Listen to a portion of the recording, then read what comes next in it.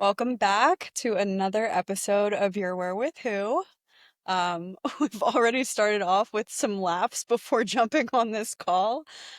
We are joined with the amazing Adriana Orsini today.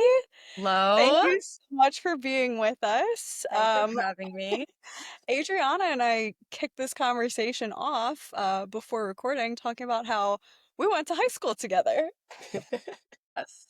And how we have no conception of time because I thought that she was younger than me, and actually she's 2 years older than Yes. Which is absolutely hilarious. So Sick. I knew we didn't have classes together. Like I knew that we didn't actually have anything together because of our age difference. But you know where I knew your name from before we had this call was choir. It's all ringing a bell now. Okay, wait, but I wasn't in were you in choir? Yeah. Choir and did you do musical theater at all? Any of I that stuff? did, but I was late on the bandwagon. So I didn't Okay. start until spring of my sophomore year, and then I actually didn't even audition for choir until senior year. Okay. So, um yeah, I didn't, but then I got into concert choir as a senior, so I, got to, do all the things. Okay. But I don't think I ever would have crossed paths with you.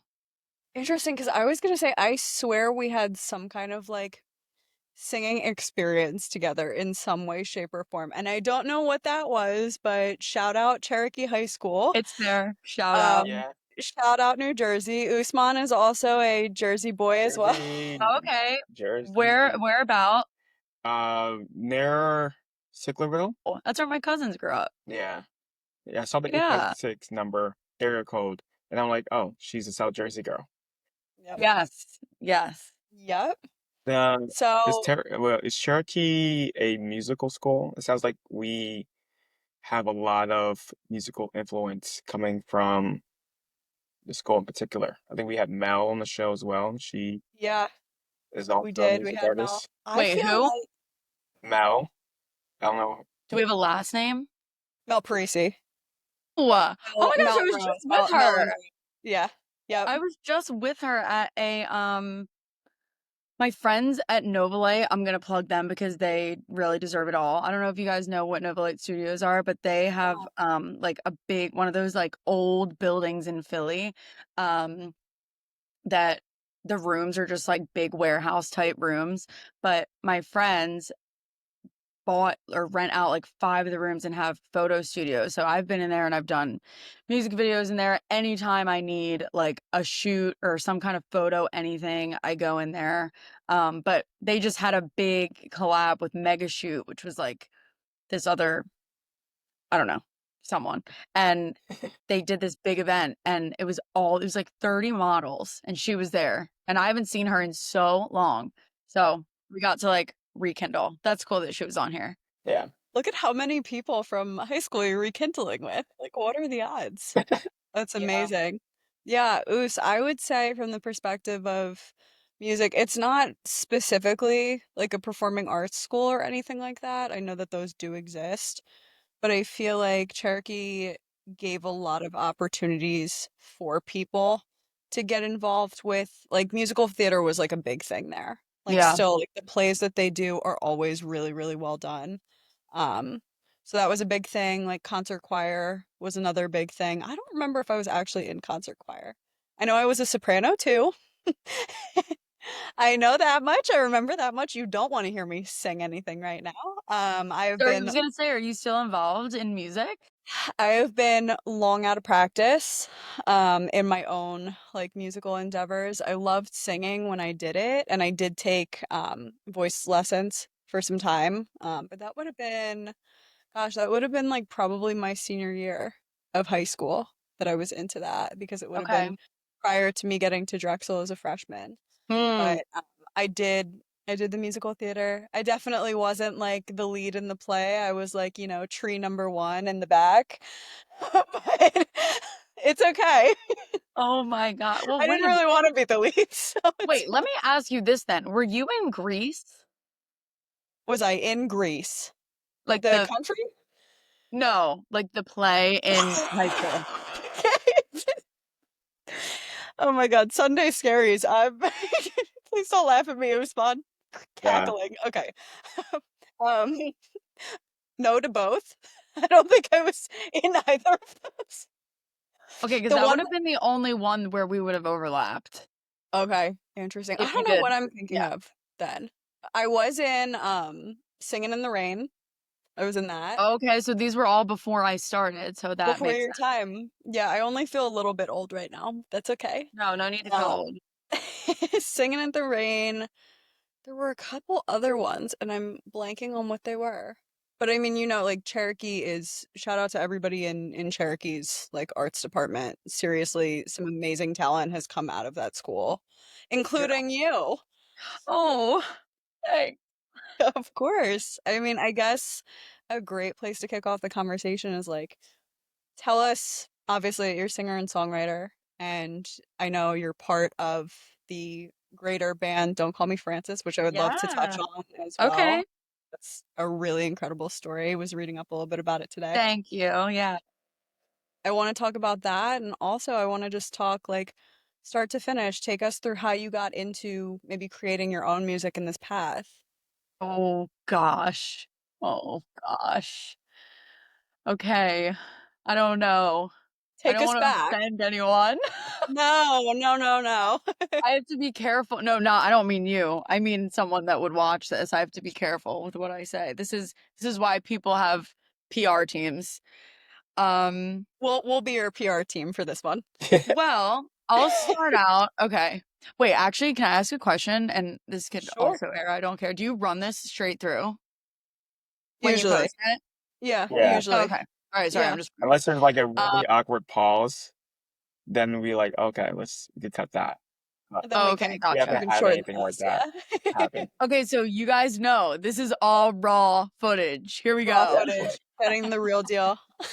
Um, so after high school, I had a bit of a confused era where I went to James Madison University in Virginia, and I was an what do you call that? Oh, an undecided major. And I think I was super influenced by people that were around me in high school, and I thought that I wanted this big state school and sports and Greek life, and I was actually in a sorority, if you could even imagine that. I just think back on that time and I'm like, Adriana, what were you doing?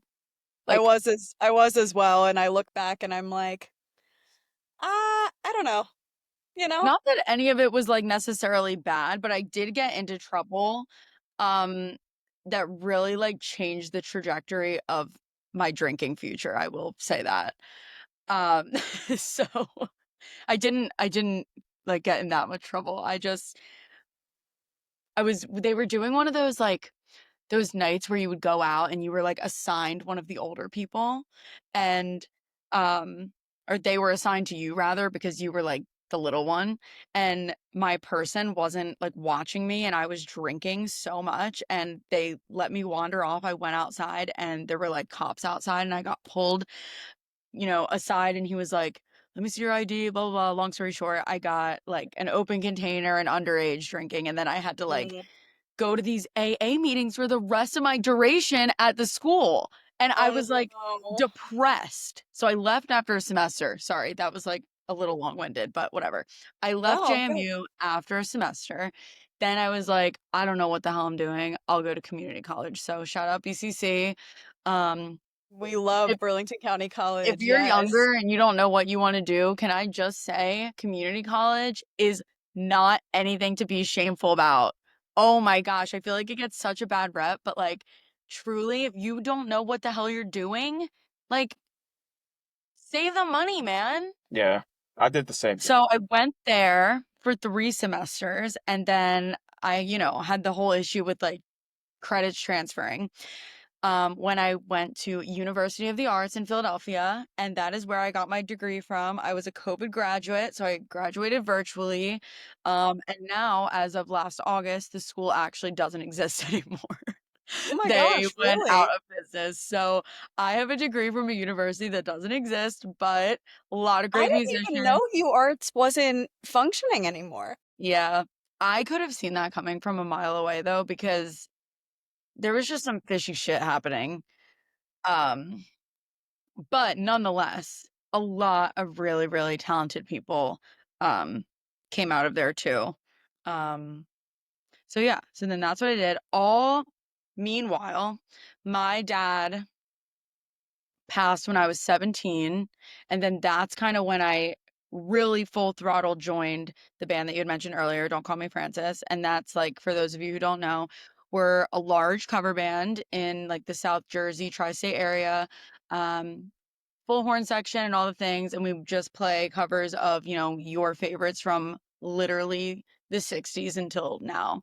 Um, Constantly rotating through repertoire and doing what's hot, doing some things that were hot, now they're not.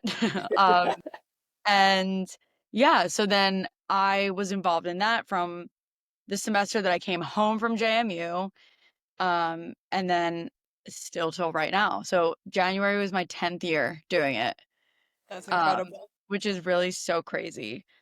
But what's even crazier though is that my dad built this band from when he was really young, and so many people have come in and out of it, but it's been really cool to watch because I was able to be surrounded by that as a young girl.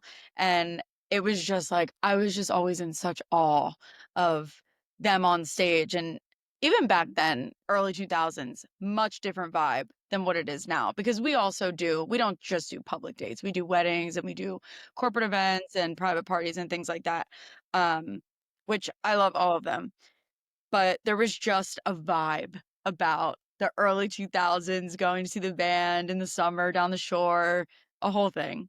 Um, so yeah, that I don't even know what I was saying, but it was it was We get like that too. You're in good company. What's um that? so yeah, I mean this January is like the 10th year and it's been a wild ride. I mean, I run the band now and I'm the band leader now and I deal with all my beautiful brides and wedding clients, and honestly, it's a lot of work. And then my mom, just like long story short again, my parents were divorced ever since I was 4. So I grew up going from house to house, and my mom was a learning consultant in all different schools. She actually was at DeMacy for a while. And then she was in she was by probably where you live. She was at Ariel. She was Ariel. at, um, oh my gosh, what's the other one? Okay, well, whatever. She was at like middle schools and then she wound up at Timber Creek. That was like her last ATC. ATC. thing for, yeah. So basically, what a learning consultant does is they just handle a large amount of students that have like learning disabilities or just, across all spectrums, or that would have an IEP or something like that. So she was coming from like an educational standpoint. And then once my dad passed, she took over the management of the band. And she was actually doing both at one point, which was like, thinking back on it now, I'm like, girl, It's a crazy you amount of really work. busted your ass for like a couple fucking years there. Like that is Yeah. crazy. I like more power to her, always, always, always. Um, a role model at the least. Um, so yeah, so then she took over the management and like we are so incredibly busy. I'm like, how did you go from being school teacher, learning consultant to like boss ass, manager, booker, salesperson, Yeah. wedding associate, like crazy. So yeah, that's kind of a synopsis of what the band is now. I So can't even imagine. It's so interesting to me. You talk about like seeing it from a certain perspective when you were a kid and like kind of growing up with it to getting to where you are now, kind of heading it up. yeah. How do you, obviously, it's different in the sense that you've aged, so things change as we age, obviously, but like, how do you feel like you've progressed in it?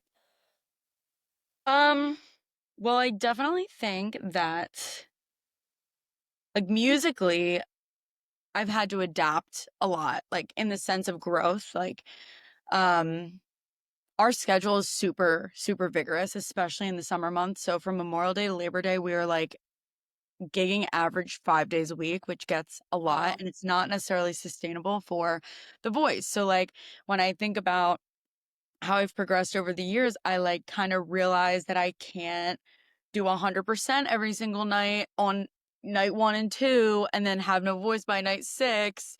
And Yeah. like I kind of was able to grow in the sense of like melodically picking different things, like going around some of the notes that might be a little too strenuous to hit every night. So like those are kind of ways that I like to challenge myself now that I'm like out of school, out of practice. It's like, okay, let's see what you can do with this song tonight that sounds nothing like the record or whatever. Yeah.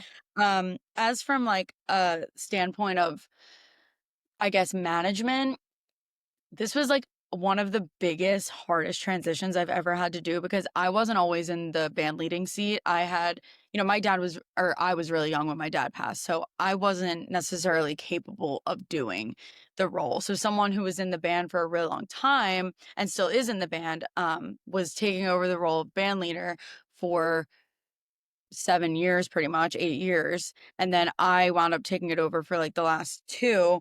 And it's so crazy because I don't know if either of you experience this in work or life, but um, there's something to be said about being in like a management role with people that are older than you.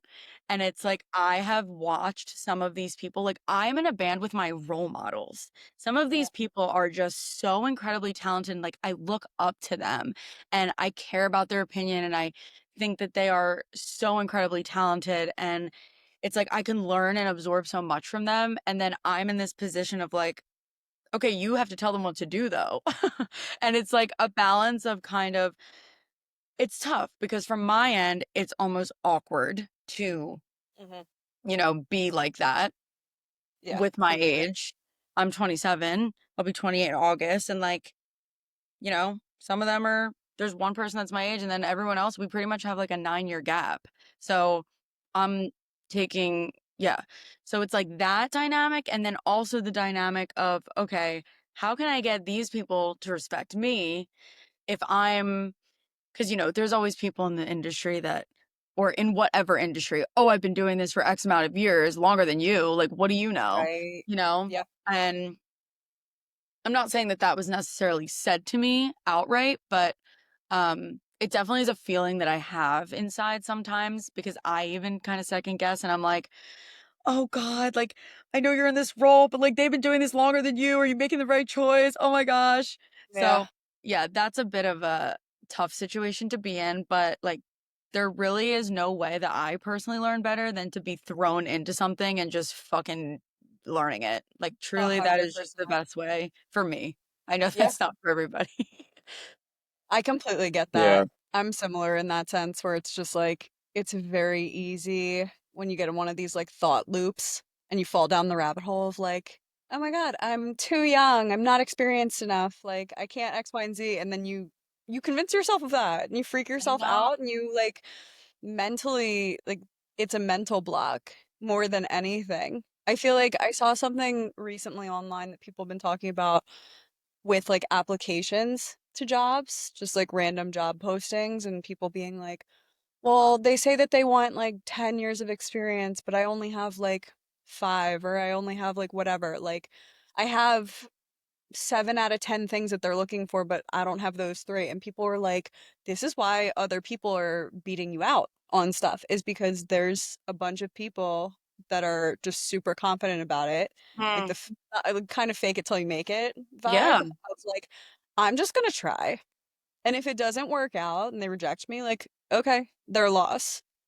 I mean, But ultimately, it is a numbers game. I actually think about this all the time with job applications because I'm like, first of all, I don't really have any kind of, I've never had a 9 to 5. I've never had any kind of corporate job, but there have been times where I've applied to them just for like supplemental income.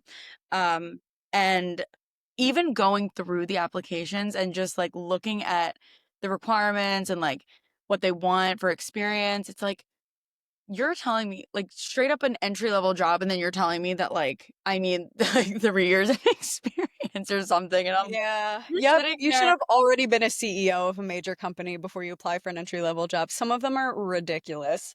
insane. And I just have the mindset of if you just give me a chance, I will not disappoint you. And that's, Mhm. I think, where the other part of it comes in of the confidence aspect. Like, you might not have everything on a piece of paper, but like, if you show up in an interview and you mean business, like, who's to say that they won't be like, okay, well, she doesn't have it all, but like, it's not like she can't learn Yeah. or he can't Yep. learn, like, whatever.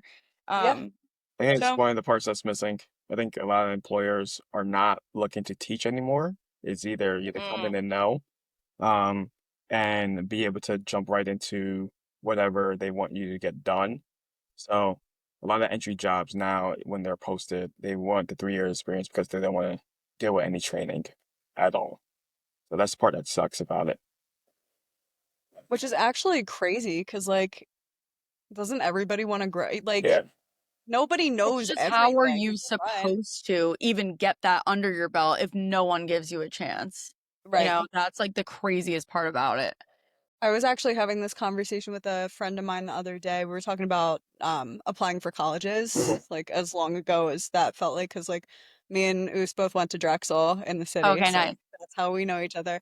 But I mean, we were talking about it the other day, and like I think we were talking about Ivy Leagues in general, and the fact that like a lot of people, I felt this way for a while, where it's like this perspective of, oh, if I get into a school like that, like it'll open all the doors for me. And it's Mm, like, it's not, the older I get, the more I realize, like, sometimes these opportunities, like, if you can get your foot in the door, that's great. Like, that's definitely more than half the battle, but it's about what you do when you're in the door. yeah. Like, if you get there and you like can't perform, it doesn't really matter where you went or like any of these credentials. But I think there's something to be said for exactly what you said, Adriana. Like if you get there and you're like, I will figure it out. Mhm. Just show me, like just Yeah. teach me how to do it. I'm more than happy to learn. That's super, super important. Very true. The when you say you started about like 3 years ago, kind of took over as band lead, how did that transition happen? Was it a conversation with the person that was leading prior, or did you say like, hey, Yeah, it was a weird situation also, I have to add, because, it was my dad's band, right? So there was just this almost weird dynamic where like my mom's involved, I'm physically present, and then there's like a band leader, but like ultimately at the end of the day, the band is mine, right? So there was kind of like this real confusion aspect of it, and I just think that, you know, the transition was going to happen anyways, and I would have liked it to be a bit more gradual than it was, but it kind of just wound up being the exactly thrown into Toss her the in, thing. yep. And I mean, it's fine because now, I mean, I still actually, I was just saying this not that long ago. It took me really about a full year to kind of grasp the concept of what it's like to like evaluate a venue, read the room, think of my vocalist because there's three of us, so I rotate through all of us. One, two, three, one, two, three. And but then there's some venues that, they want strictly, or I shouldn't say they want, they respond to strictly 70s, 80s. Then there's other places that respond to like 2000s and above, and then like classic rock. So I have to always be thinking about the venue, and this was something I didn't account for before this. It's like I really take my time when it comes to set lists, and I do them on my phone because sometimes I'll make calls on the fly, or that actually winds up happening a lot of the time. But it is like kind of a gift, and I'm not even saying that I have it, but for someone who can read a room and be able to accurately like predict if a crowd is going to be able to respond to a certain song is like major kudos to people like that. And speaking from experience, it's like not always an easy job, especially another problem that sometimes I have is when I'm talking to wedding clients and we're like going through their song list and all the things that they want, they don't want. Um, I'll get this song list of my band personally, I can't speak for others, but we ask for 10 must plays out of our big repertoire list. I want 10 must plays, and then I want like 30 other ones, 20 to 30 other ones that you would like maybe want to hear. But then what happens is I'll have that, I'll write the set list, I'll get to the wedding, and it's like the guests are not responding to what the bride and groom wanted. So then I'm like, do I please the bride and groom, or do I like keep the party going and get everyone to dance? So Yeah. like those are the real challenging moments. Where But does it lean? Is it the people leaning towards the bride and groom, or are you this pretty actually much? kind of just happened last night. They wanted some all of their song choices were great. I think she actually gave me over 30, so I had some wiggle room, but they were just responding to so much rock that I was like, we have to keep, because the moment that I would call like something else, they would just disperse, cleared. And I'm like, oh my God, I can't have this. Like they want to dance. They Yeah. want to dance. So I was just like, screw it. I need to call rock. But you know what? They're always happy every time. Like Yeah. somehow they just end up on my good side. Or you know what I meant. Yeah. I Yeah. wind up on their good side. Good side. Yeah. I mean, wedding supposed to be most important day of your life. So I I know. mean, it's a big deal. Like I I'm don't know how getting you handle gray. that pressure. Great. It is. It really actually is, especially ugh, oh my gosh, it really is. Like I But you're just had two this weekend and as soon as last night was over, I was like, I can breathe. I'm done. I'm done for now. Oh my gosh. I mean, you have like even from what you were talking about, like genre wise and like year wise on some of these songs, your musical repertoire is clearly like so large and so Very expanded. And diverse.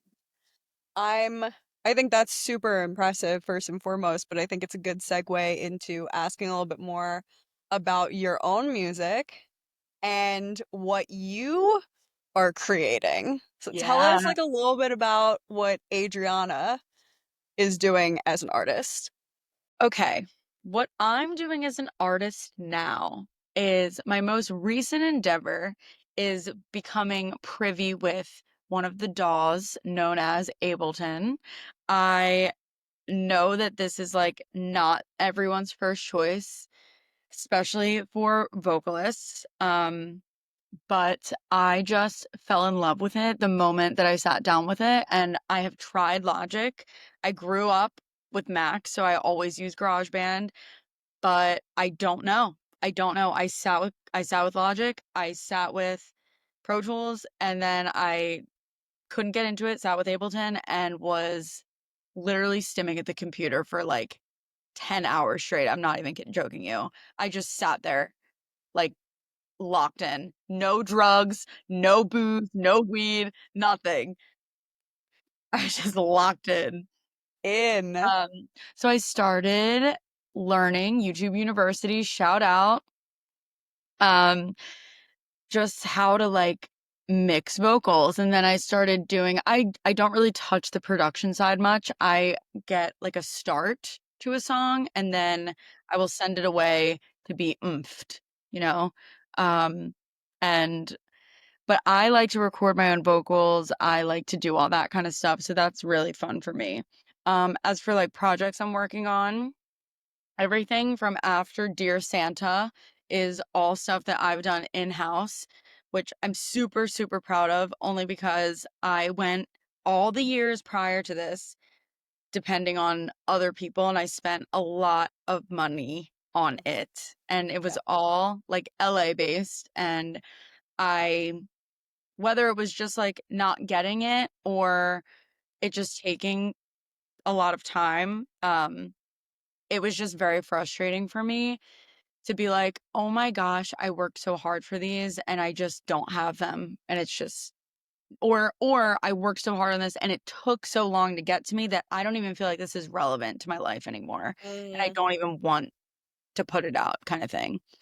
Um, so anything from Dear Santa up, which what is that? Two songs maybe? Yeah, two songs, which is crazy because that's nothing, but um is all like in-house, and now I'm working on another song that I am supposed to have done by Thursday, but who knows if that's if that's gonna happen.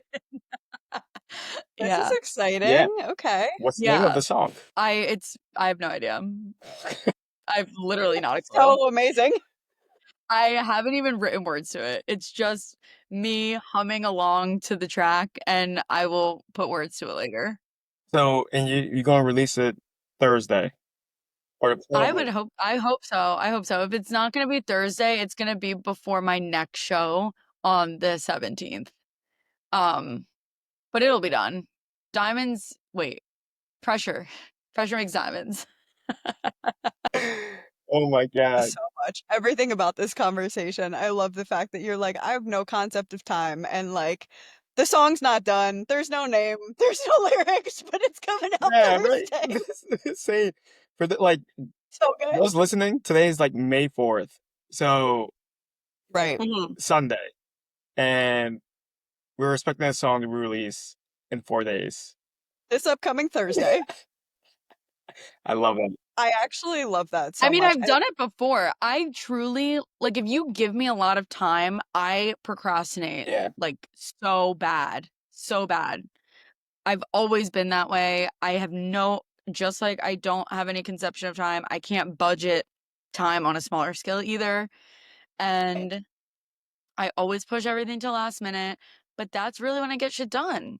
I mean, So that's how I got through whatever. high school and Yeah, college. really.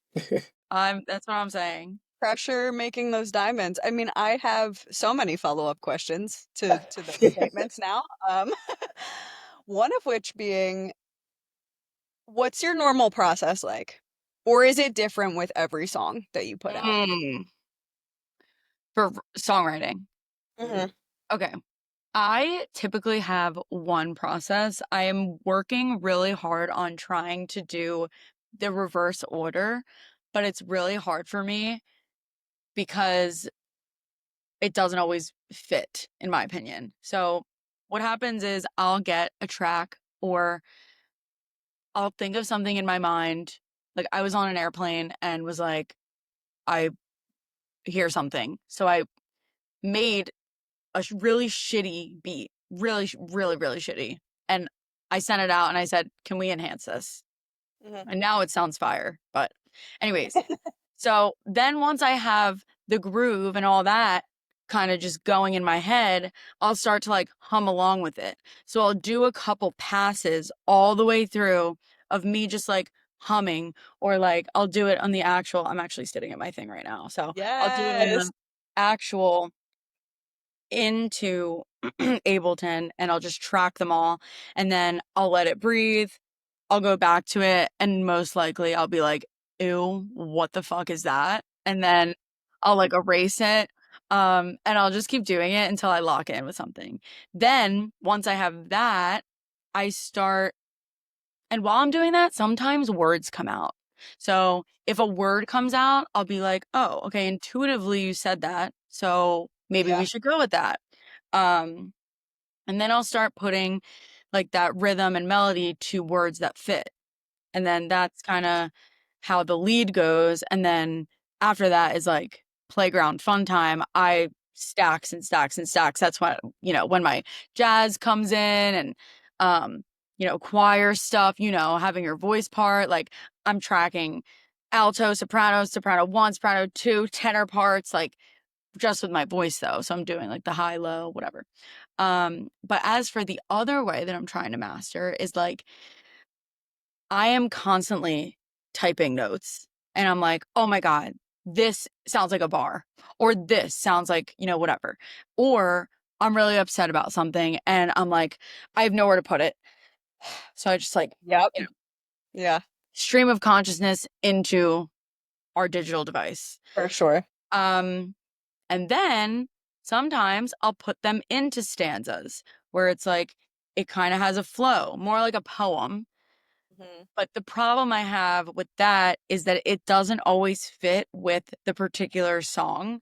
So it's kind of like a trial and error. Like, let me go through 10 beats with this writing that I have and see what sounds the best. Because even at that point, it's almost like I'm gonna have to tweak a word or two, or I'm gonna have to make the syllables sh- shorter or whatever. Um, so that's like a more difficult way. But I wish it wasn't so hard because I have so many things to say. Yeah. I love that. I mean, that kind of leads me into my next question is like kind of a broad question, but what inspires you? Like what inspires your art? Sometimes truly nothing at all. Like sometimes it is, I call them intuitive downloads because it will just come to me and I'll be like, It hits you. Yep. record that, write that down. I get that too. You're not crazy for that. I Yeah. get that all the time. Okay, good. Yeah. Yeah.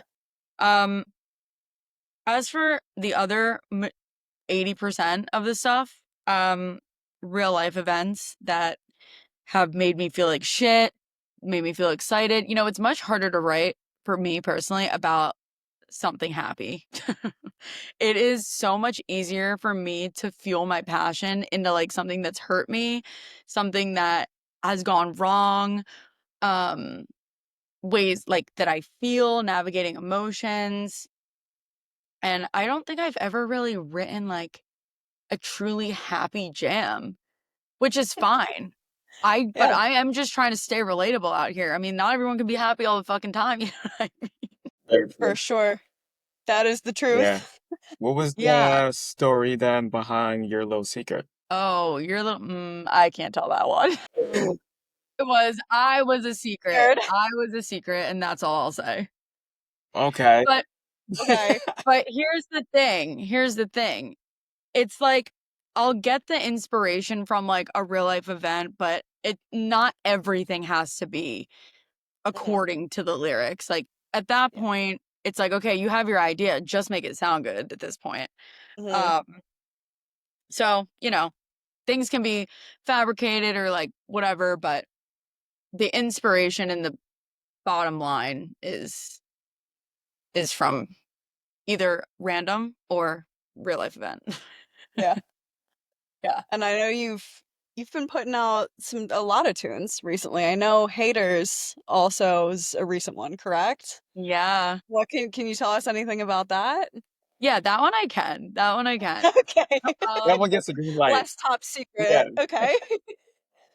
Haters was about I kind of made it sound like it was about one person, but it really was about it came from a time in my life where I was going through a really big transition of priorities and, you know, just kind of filtering and realizing the people who are in my corner. And I think that comes a lot with our age now. And there's people that haven't really grown as much. And I think it becomes super evident when you do level up and like those people don't level up. And you're kind of just like, what is their place in my life at this point? And, you know, it's kind of about that. And then it's also about being in the arts, like people love to see you fucking lose, like always. And there's always going to be people that want to talk shit. There's always going to be people, oh my God, she likes that. Oh my God, what the fuck is she wearing? Oh my God, do you hear how she sounds right now? Oh my God, she looks so crazy. She's 27 years old. What is she doing? Like, there's always people that are going to be like that. Hmm. And that is one of the things that drives me is like I've always been this way. I've been doing this since I was little. I've never changed on that. And I don't care how fucking old I am. I love music and music loves me. And I know that because it is when I feel so euphoric just sitting at my desk and making something. And I always say, like, I don't think I kind of always pose it in a way, what would you do for free? What would Hmm. you do, give all your time for free? I could sit in this desk and I could do music and love it, lose track of time, not even know what day it is, and create music over and over and over again for free because I just love it that much. Um, and then like another level to that is were you at the vinyl show? I was not, no. We Oh, were, did you make it, I did Usman? make it. I think You were Okay. there. I was there. I think I had you sign my poster that I realize now. Yeah. I think I had everyone that was performing there that day. Because you also had Mason on the podcast as well. Yeah, yeah, I yeah. didn't even bring it up to Cool. him. But yeah, I had everyone. You had Anthony on here too. Yeah, Yep, I had Anthony Anthony. Winters, yeah. Yeah. Yeah. Yeah. So, um, to level up with that, it's like I could sing with the band all day. I've been doing it for so long. I could sing cover after cover, but there is something to be said about singing your original music and hearing it live, especially me coming from a band and growing up around live music. Not everyone experiences live music the way that I do. And I feel it in my bones, in my soul. And I love sitting here creating music. But when I heard my shit being played, I am not even kidding you. Like, it was one of the most incredible feelings in my entire life. And that's ridiculous because it's just like, Adriana, you're so minuscule in the grand scheme of things. And I totally get that, but it still just made me so fired up. Like, oh my gosh, I love music so much. I love it so much. Um, and again, I kind of forgot where I was going with that, but I do that too. I start sentences and then I hope I'm gonna figure out where they're Yeah. going by the end of we were it. talking about recording. We were talking about haters. There's We all were my talking haters. about Yeah, haters you're and just like the fun. inspiration behind it. I completely agree with what you're saying though. There's like a lot of people that what's the saying? Like misery loves company. It's Mm-hmm. like there's some people out there that are just not happy with their own lives. And so like you can see it in how they interact with life and people around them is just like that person looks a little too happy, like might as well do something about it. And you're like, you are miserable. What Right. are you It's a doing? projection from themselves, though. You know, it says so much about them and not about you. No, Whatever. Fuck them. absolutely. Uh, when you're going on your story, have you seen the movie Soul, the animation by Disney? Mm-mm. No. So is this gentleman, he's maybe about 35, and all he wanted to do in his life was play in this cover band. This is a jazz cover band. And he ended up dying before he could do it. And he went on like this little journey of like going through this different mishaps, but the premise of the story was like, oh, you should go and chase your dreams. Keep chasing Mm-hmm. your dreams, and regardless of like what people tell you what to do, go after them. And he ended up somehow coming back to life, being able to play in the band itself and realizing his dream. And he always felt that it was bigger and he will felt bigger once he actually did it. But he Uh-huh. realized once he did, it was just, oh, that's it. There was nothing more to it. Mm-hmm. And he thought he would get something out of it that he was looking for and searching. And realized that nope, the show ended and we just do it again tomorrow. And he didn't Yeah. want that. And he's like, I think I need to go after something bigger. Mhm. Chase, grow. And then what did he do? He kept going. He kept going. But that's like the end. Yeah. Adriana's like cliffhanger. I need to It's a know. really good movie. I highly recommend Wait, it's a Disney movie? Disney movie. It's an animation. Yo, they really are pulling on my fucking heartstrings with those. Inside Out crushed me. So I saw the first one. I didn't watch the second one. I didn't, I didn't watch the second one either, yeah. but the first one had Oh me yeah. like tearing up in the movie theater. I was like, Yeah. Yeah. but no, there is something to be said about that because I follow a ton of, those inspirational quote accounts on Instagram. They just flood Yeah. my feed. But people do say, like, once you are where you wanted to be a year ago, or like whatever they say. And it's always like, you're gonna get there. And it's always that it teeters that like greed slash passion line because it depends where you're coming from, but once you get there, it's like, well, I want more. What's next? And it's like Is that coming from like greed, or is that because you're just passionate and want to do it? Um, but as I've gotten older, like I could say the same about myself. I always said that I wanted to release a song, and now I have a bunch out. I always said that I wanted to be able to like engineer my own vocals. Now I do that. And my next thing is like, gosh, all I want to do is tour and like see the world and sing and perform my music live and make money from it. Obviously, that's the dream. But like I don't know. The shows, there's a couple. So we'll see. I don't know. Maybe it's the beginning. Who knows? Who knows? I High think it hope. I think you're absolutely on your way there. I mean, I heard that the vinyl show was incredible, and you have these two upcoming shows, one of which will be the night before this episode releases, but the one following that, people can hear the release and they can get their tickets in time. Yeah. So tell us where you're going. Well, actually, it's not even a ticketed event. It's free. It's a big outdoor festival in It's dope. Cary, North Carolina.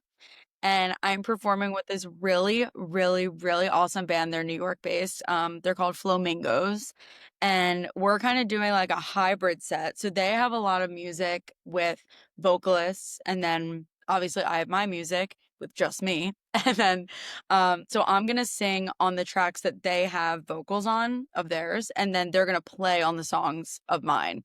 So it's gonna be like a really That's cool cool. hybrid thing. But if you follow their Instagram, I think it's called Downtown Cary. They posted a reel about the festival, and it really looks so cool.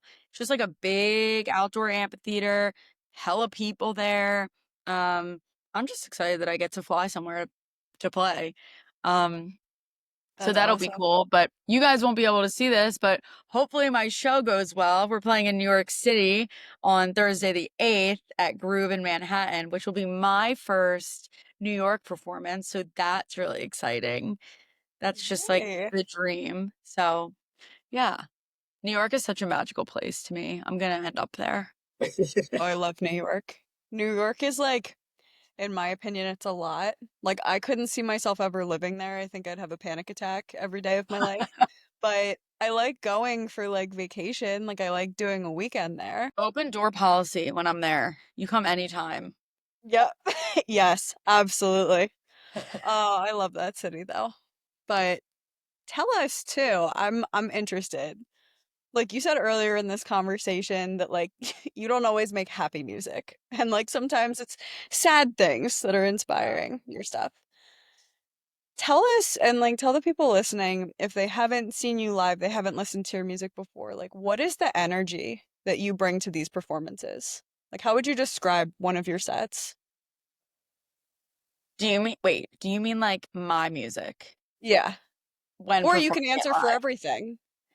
Um, well, my band is so incredibly high energy that I just always have to be on and like I'm just jumping around a lot. So I'm just that job comes with performing because people want to see a show. So like a lot of it is interacting with the crowd. And I actually kind of learned this backwards. This is a good segue. I learned this industry ass fucking backwards because normally I feel like traditionally people record music and then they start performing live. But in my instance, I had been performing live for years and years and years. And then True. I sat in the booth for the first time and had no idea of mic etiquette, how to sing into the microphone, how to do anything really. So that was a huge growth moment for me. Because if you think about it, like when I'm performing live, you could see me, you can hear me, touch me, whatever. When you're behind the microphone and you have your earphones on and you're just listening, it's like, I need to make you feel the emotion with my voice. Like, and Hmm. that's the only thing I have. Right. Um, my only leg to stand on. So when I go live and everyone's watching me record take after take after take for like 2 fucking hours, it's because there are little nuances that happen that just hit. Now, I can't even explain that without like people sitting here and me going from take to take to take, but for me, there's just little things that translate, and then there's ones that I'm like, delete. Um, so when it comes to performing my music, I was able to learn so much from performing live, and that's, crowd work and improv, and whether it's improv with talking or whether it's improv with like a break, an instrumental break, and I just need to like waste time, or if it's like I need to introduce people. I've learned a lot of that from the band now, so that when I perform live, it gave me just the best foundation. So I think when I perform my original stuff live, it's still very energetic naturally because I am just happy to be there. Like I truly am just happy to be performing my music live, and that's enough for me. But as for the content of the song, I think it's just I want to be as real as possible. I want to say the things that hit, and that's that's kind of an art with songwriting. It's like, how can I say this concisely, but you know exactly what I'm talking about? Right. And I'm sure you have songs that you're like, oh my gosh, I know exactly that feeling, or oh my gosh, why didn't I think of that? In my field, I'm just like, well, fuck, I could have fucking thought of that, right? Um, but yeah, when people come to see me, I want them to just be like, because I don't have eventually, sorry, my mind's like this. Eventually, I think about what I would want to back me up. Like, there's people that have dancers, and there's people that have a ton of instruments, and there's people that have, I don't know, things flying around on the stage. And I could walk back and forth just myself and be happy, but then I also look at J-Lo or like Pitbull or someone who has that show thing, and it's like, no, they put on a show. Like they put on a show, and it's one of the best concerts I've been to.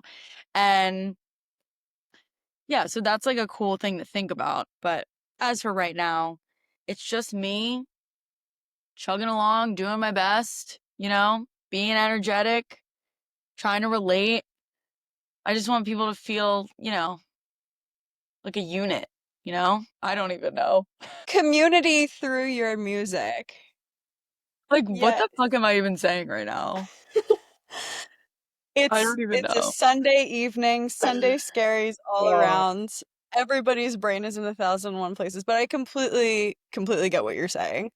Like I think especially when you go experience live music, like me personally, I want to feel that sense of like the artist is speaking to something in me. They're speaking to an experience I had or a feeling that I'm feeling in my own life. And it's like, that's the connection piece to me.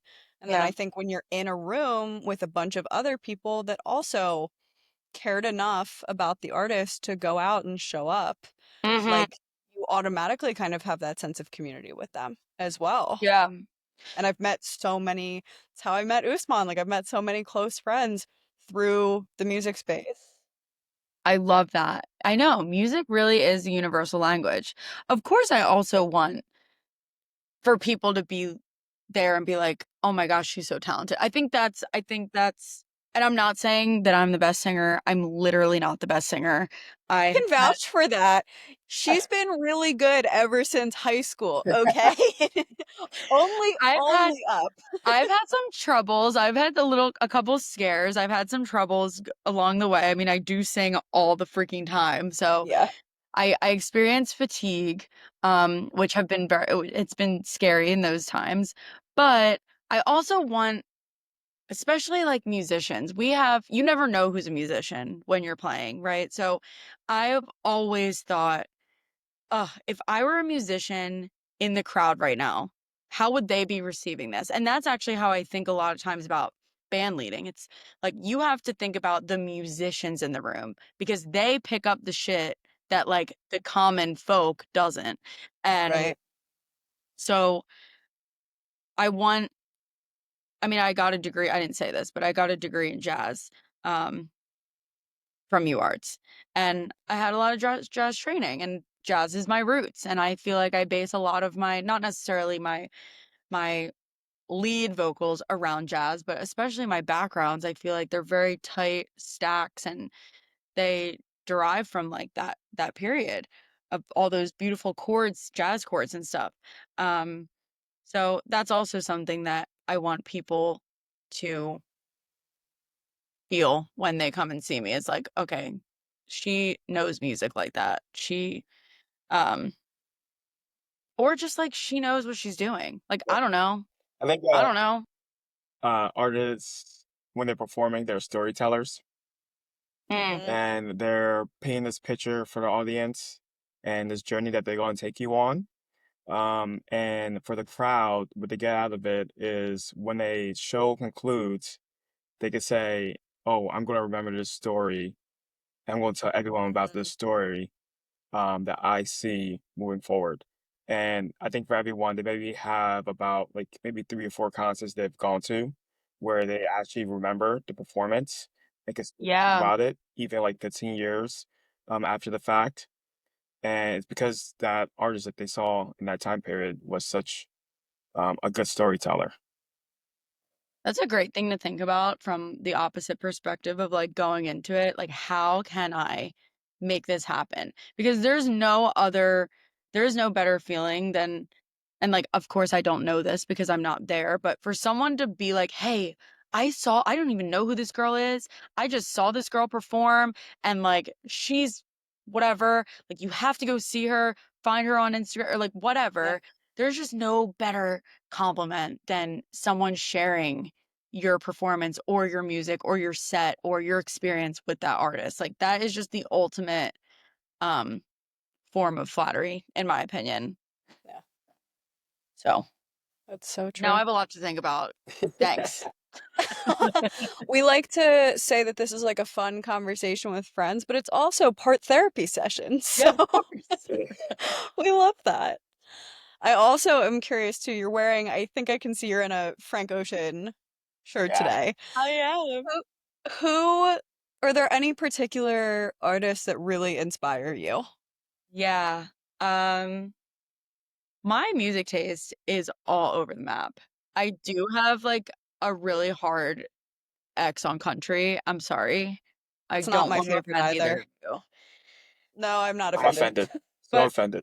I Loose might be a little bit, a tiny bit offended. I'm not. I'm kind of with you. It's not my favorite. it's not my favorite, and maybe I'm ignorant, but I love dance music. I love Us as well. Yeah. I do love drum and bass music as well. I kind of got into that. And then I'm just R&B is just my tried and true. Like across all subgenres of R&B though, I like love old school. I love pop R&B. I love I mean, you would consider Frank Ocean R&B. Modern, alternative R&B, modern R&B, whatever. But then like I love my beach drive songs too of alternative. Like my music taste is across the map and I try to pull from them all, which I'm actually working on another song that's called oh, what is it called? I think I called it Deja Vu, but who knows if it'll stay that title. But it's like this it's this oh, like this very summery, surfy, like surf alternative vibe. And I Oh. think to myself, Adriana, this is like nothing you've ever done before. And then I'm like, It's your happy why song. be bound to a genre? Fuck it. Like, just do whatever. That was one of those times where I just heard something and I was like, just write it down. And then I went with it. And now I'm just thinking, where am I going to put this? But I'm working on it. I'm working on it. So I gather influences from all of those things, but when it comes to the stuff that I know, um, the pop R&B stuff, because that's where I think I fall. Um, I love Frank Ocean, Daniel Caesar, classic. I like to take inspo from SZA because she's killing right now. Um, her, I like Kalani, great example. But the person that I am so stuck on right now is Ray. She did Escapism, but her whole album of 21st Century Blues, I think it is is very R&B pop. And when she sings live, she's so 50s. Like even her hair is so like she's just so proper and she has her little English accent. So or is she from the UK? I don't know. Um but she has her accent and she just sounds so proper all the time. And then I listened to her album and I'm like, this girl is a freaking badass. Mhm. Um so I've gathered a lot of inspiration from her recently. And then that album actually has, she does the entire album with this huge orchestra. And she performs it live with this huge orchestra. And my heart on that, oh my God, I have chills the entire time. I even almost cried a couple times because that's the exact thing I'm talking about. It's like you're taking an R&B track and you're turning it to this live orchestral arrangement that is so beautiful. And it's just a different, it's just such a different vibe, but it works. And I encourage anyone to go listen to those two albums. The studio recording first and then the symphony orchestra one after. It is just phenomenal. Anyways, done. I feel like I've heard some of her stuff in passing, but Mhm. I need to go back through and listen, like If you like start that to finish. music, I mean, I'm not going to tell Yeah, someone who doesn't like it because then they won't appreciate it. of course. But I mean, I'm completely the same mindset that you mentioned of like very varied music Yeah. taste. It's like all over the place. And Usman and I have definitely had this conversation on the show before. Like, I feel like there's new genres, specifically in EDM. Like, I feel like there's always new EDM genres, subgenres constantly, but it's not exclusive to EDM. Like, there are new genres popping up, like surf alternative. Love that. I don't exactly know what that means, but I have like a Yeah. concept in the back of my It's mind, probably exactly what you're thinking. and I can't wait. I'm stoked for it to come out because Are you you're guys creating familiar something with new. Submit Hub? Myth Hub? No. Uh-uh. Submit Hub is like you submit your songs or you can create like a landing page for a song and it'll drop all the places it's available. But when you're uploading your song to Submit Hub, it basically you can submit it to playlisters on Spotify who have like a shit ton of followers. And they can like approve it to put your song on their playlist or not. Um but when you're doing that and you're selecting your genre, the list of genres is so overwhelming. I sat there the first time I went on that website and was like, I don't even know what this is. I didn't even know this was a genre. I didn't Yeah. even know there was this many genres. It was Mhm. so humbling. There's Yeah. new ones popping up every single day. But I mean, I guess like that's the fun of being a creative. Like, don't box yourself into one particular genre. Make a new genre. Did you guys study at Drexel something in music? No, both of us actually are business school, Yeah. but we're both like, so we met through liking the same music and like having mutual friends. So we ended up kind of meeting each other that way. What music is that? Well, we both listen to a lot of EDM. Okay, cool. Like, I think I'm like, Usman, do you want to tell the story of our friendship? Like, Were you at a rave? we were at, it was Izu, It was right? easy when I pitched. We were at Izu Yeah, it was an easy when I before pitched it went when I downhill. pitched the This was like, idea about the podcast a couple years ago. Um, Uh-huh. but we've gone to shows before, and like mhm, we just knew of each other. And I'm like in my head, I'm thinking, oh, I want to like launch a podcast and talk about music. Who do I know Uh-huh. I could have on the podcast who has like a various degree of like genre taste in music? And I'm Yeah. like, oh, there's Katie. Let me ask Katie. it's me. Yeah. And then she said, yeah. Uh, But the timing of when I did ask her was like during a huh. live set, and It's like mid we were set. just like watching Classic. performance, and I turned to her, I was like, hey, you want to do a podcast? She's like, cool, let's talk about it after the set. That is so typical of like being just high in that environment Yeah. and just being like, "You wanna do a Yeah. podcast?" Yeah, no substances even Gonna say involved. no. No, I'm saying like just the Quick, environment is hot. it's Like you are just it's people have definitely asked that before. They're like, "Were you completely hammered or Yeah. inebriated?" And we're like, "No, literally just no. like mid-concert." You don't And have it's to just like, be. yeah, that's a dope idea. I don't even remember who The was vibes are playing. I don't either. electric. Yeah. Yeah, but I mean, it was so funny. And then we just that might have been like 2022 or something like Yeah. that, and then So we you kicked really it off. waited a long time. Yeah. Like the first season, uh, almost like a year to complete. And just because like we Yeah, were like figuring things out. learning curve, you know. And the original concept and what's like basis of like the name of You're Where With Who was that had the right idea of shooting every episode in a different location that performed music. So I reached out to all these venues to try to find bookings, and we were able to shoot, I think 3 episodes in like different venues in Philadelphia. But like it Hmm. became a nightmare of like figuring out everyone's schedule. So Totally. it was our schedules, videographer. Yeah, I'm a great example of that. Yeah. Yeah. Yeah. For the viewers at home, we rescheduled this call a few Yeah. times, but it's so fine. No No, worries. like that, and then if we wanted to do it in like a live venue, it was like, oh, then we had to reschedule the venue, the videographer, Mhm. and find the perfect timing, and this became a nightmare. So we eventually, I think you used my basement to record a lot of the episodes for like Cool. season 1, season 2. Yeah. And then I moved to Jersey, and then I was like, all right, let's switch to Riverside. Mhm. Oh, okay. Yeah. And this makes it obviously, I mean, so much easier to just speak with Yeah. anybody, like Yeah. anybody that wants to have the conversation about what they're working on. So, So what was like the reconvening part of you asked in 2022 and then you started recording when and how did it come back up? I think that that might have been like the tail end of Yeah. 2022 that Mhm. Izu was happening.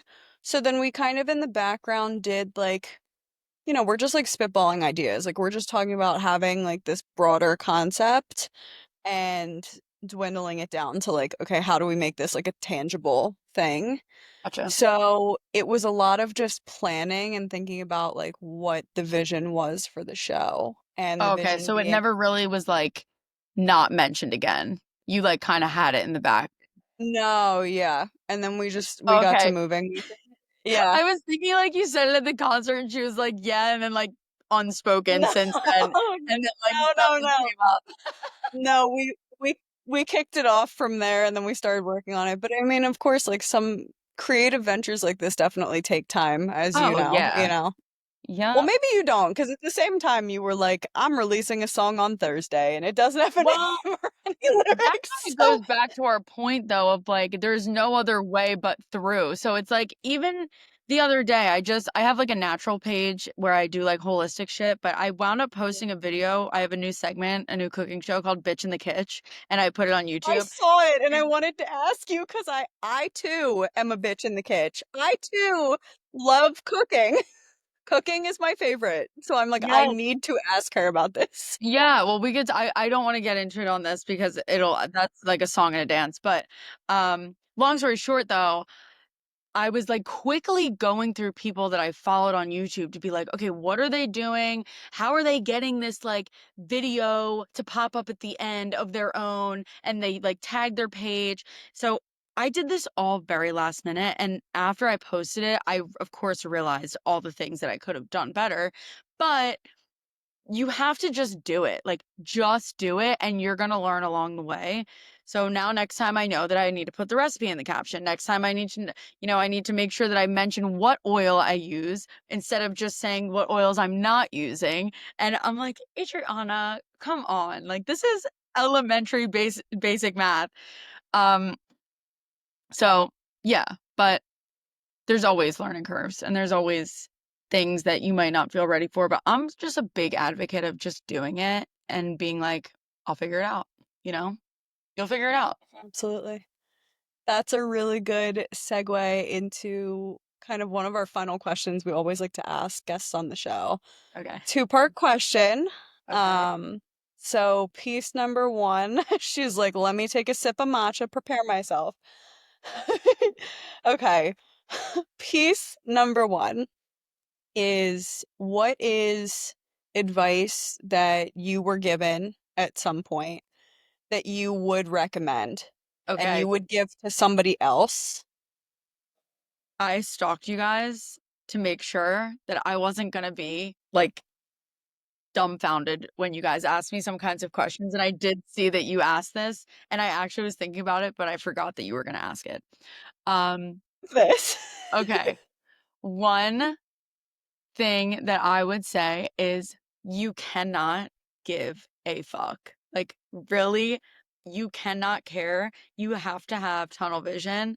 And it's crazy that I'm even giving advice because I don't feel that I'm able to give advice. But that's just because I'm in the thick of it, you know?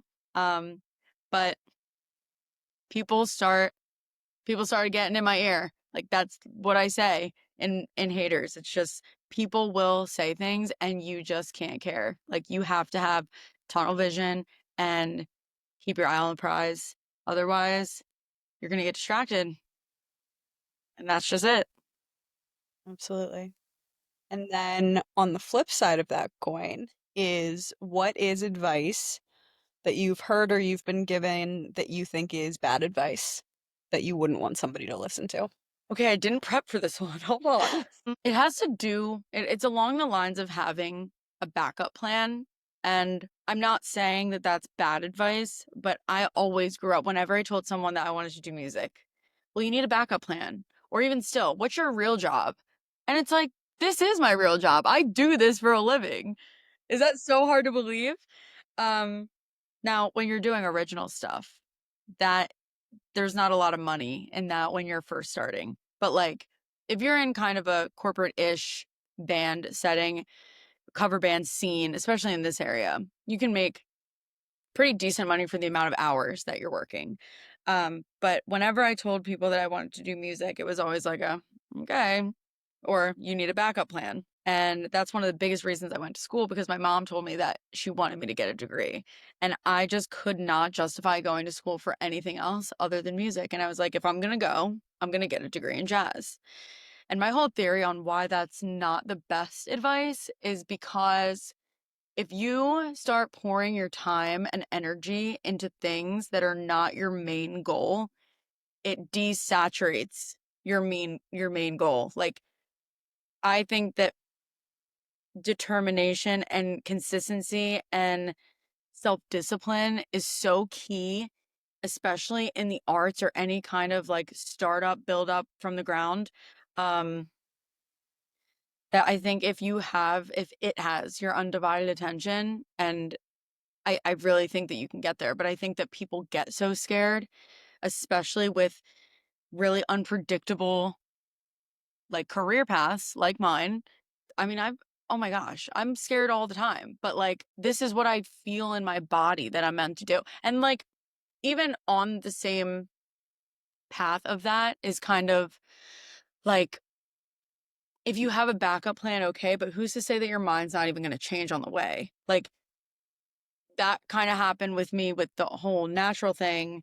I always loved music, but I was never, like, I always loved to cook too, but I was never on the level um of food and like education and knowledge that I am now about food and the food system and what is fueling my body, not fighting my body. So like even along the way of going to the goal of music, I discovered this new thing and it's like, do I still love music? Yeah.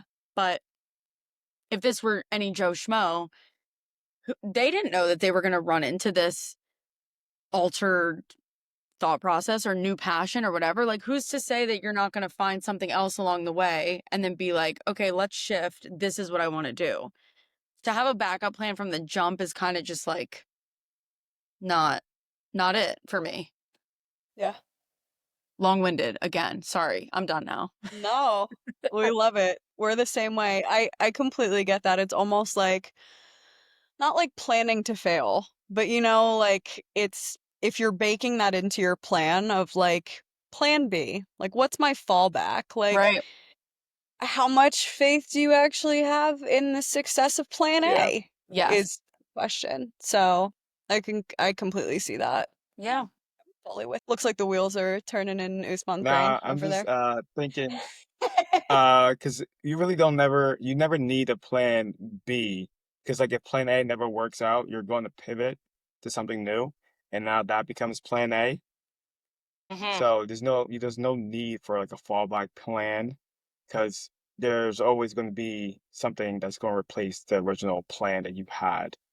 Uh, so just keep going. I like it. Inspiration coming out of your where with who? Always, especially on a Sunday. Look at us, guys. Wise. So wise for Amazing. Sunday. Wise people. Oh my gosh. Well, thank you so, so much, Adriana Orsini, for Thanks your for having. time. Thank you for catching up with me from the high school days. Yeah. Thank you for sharing all of this new and exciting stuff that you have coming up, and we're so stoked to see where this takes you. Like, no doubt, it's going to Thank be you. amazing. We love to end with just a shameless plug of anything that you want to share, new music, concert dates, and where people can find you online. Okay. You can find me. I just found out that if you type my name into Google, AI has a summary of who I am. So It honestly, does. just type my I name saw into that. Google and you can probably find me. Um, My Instagram is Adriana Orsini, and my Spotify and Apple Music are just my first name, Adriana. Of course, I have links to all of my things in my links in bio. My YouTube is the same, Adriana Orsini. And then I do have a show coming up on May 17th. If you are in the North Carolina area or decide that you want to take a road trip to the Downtown Cary Festival, I will be there on the 17th of May. And other than that, I don't think there's anything left to plug. Oh, maybe listen to my new song if it's out on Thursday. If my song came out yesterday, listen to my song. You heard it here, folks. And when it Yes. does We release, we'll have it in the show notes. yes, Okay, cool, cool. absolutely. We'll have it on our Instagram as well to support. Amazing, amazing. Amazing. All right. Thank you so much, Adriana. Thank you guys for having me. This was a blast. Oh, we loved it. Good. All right. Talk to you guys soon in real life next time. Of course. All right. See ya. Bye.